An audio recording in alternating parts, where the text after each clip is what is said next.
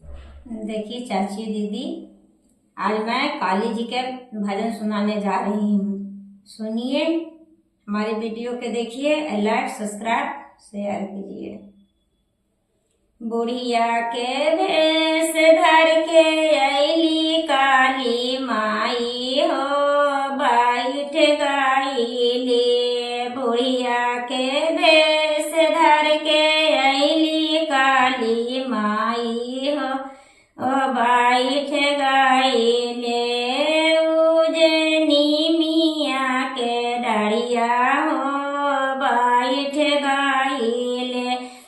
उजनी मिया के डरिया हो, बैठ गई।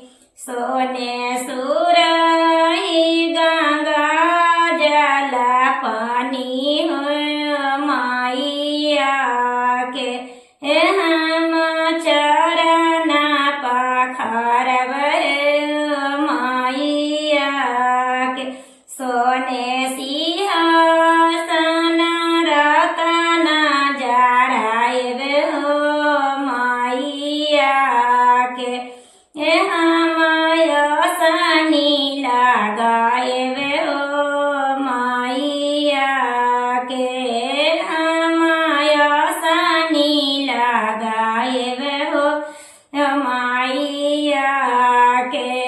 ओरहुला फूलवा के गजल गुथायब हो, माइया के हम गजल पहनायब हो, माइया के।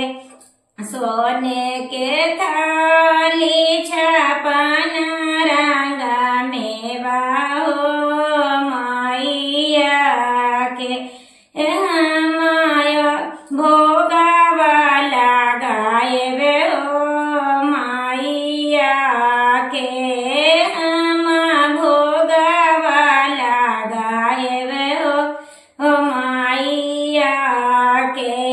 कंचन थाली कपूर घी के बाती हो, माइया के हम आरती उतारन हो, माइया के हम आरती उतारन हो, माइया। घरे घरे जाए सखिया बोलाए में हो, माइया के हम भजन सुनाएब हो, माइया के हम भजन सुनाएब हो, माइया के हम तालिया बजाएब हो, माइया। बुढ़िया के भेष धर के अली काली माई हो, बैठ गईली। उजनी मिया के डरिया हो, बैठ गईले। उजे ओरहुल के डरिया हो, बैठ गईले।